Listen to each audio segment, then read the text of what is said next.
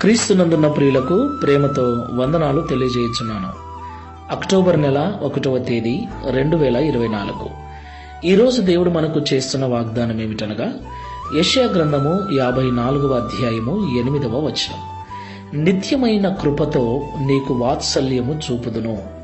ఆమేన్. నా ప్రియమైన సహోదరి సహోదరులారా, ఈ లోకంలో దేవుని భక్తులుగా జీవిస్తున్న మనము ఆయా సమయములలో అనేక రకాల బాధలను, శోధనలను, అవమానములను, ఇబ్బందులను ఎదుర్కోవలసి వస్తుంది.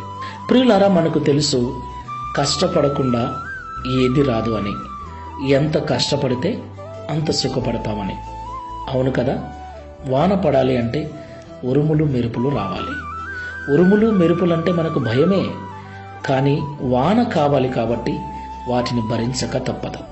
అలాగే దేవుని ఆశీర్వాదం మనం పొందుకోవాలంటే ఖచ్చితంగా శ్రమ అనుభవం గుండా మనం వెళ్లాల్సిందే. శ్రమ అనుభవం లేకుండా ఏ విశ్వాసికి, ఏ భక్తునికి దేవుని ఆశీర్వాదం పొందుకునే అర్హత, అధికారం లేదు. అయితే ఈ బాధలు, ఈ శ్రమ అనుభవము ఎంతవరకు ఉంటుంది? కొంతవరకే ఉంటుంది. నిమిషం మాత్రమే దేవుడు మనల్ని శ్రమల పాలు చేస్తాడు. నిమిషం మాత్రమే మనల్ని విడిచిపెడతాడు. అంటే శాశ్వతమైన ఆశీర్వాదం కోసం కొంత సమస్యను, కొంత శ్రమను, కొన్ని బాధలు మనం అనుభవించక తప్పదు. వాటిలో మనము దేవునికి నమ్మకంగా ఉంటే దేవుడు నిత్యమైన కృపతో మనకు వాత్సల్యము చూపి శాశ్వతమైన ఆశీర్వాదాన్ని ఇచ్చి మనల్ని తన కొరకు స్థిరపరుస్తాడు. ప్రార్థన చేసుకుందాం. శాశ్వతమైన ప్రేమతో మమ్మల్ని ప్రేమిస్తూ విడువక మాయడలా కృప చూపుతున్న తండ్రి, మీకు స్తోత్రాలు.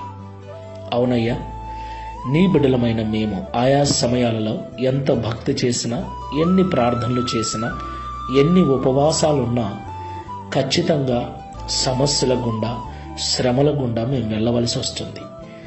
మాలో కొందరు అలాంటి అనుభవంలో ఉండగా నీకు దూరమైన వారు, నిన్ను విడిచిపెట్టిన వారు, నిన్ను గొనిగి సనిగి నీ మీద నిందలు వేసిన వారు లేకపోలేదు. అయితే ఆ పరిస్థితులలోనే, ఆ శ్రమానుభవం గుండా మేము వెళుతున్నప్పుడే నిబ్బరము కలిగి ధైర్యంగా ఉండాలని, వాటిని కొంతకాలం మేము సహించిన పిదప శాశ్వతమైన ప్రేమను, నిత్యమైన కృపను, వాత్సల్యమును మా మీద చూపించి మా జీవితాలను ఆశీర్వదిస్తావని మాతో మాట్లాడినందుకు వందనాలు.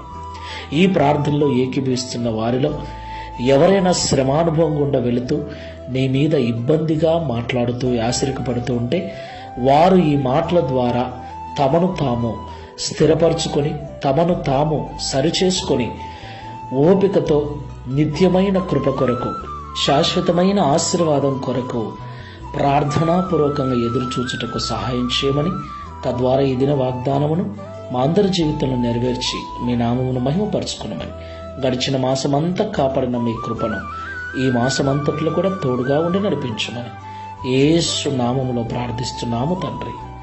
Amen. Praise the lord. God bless you.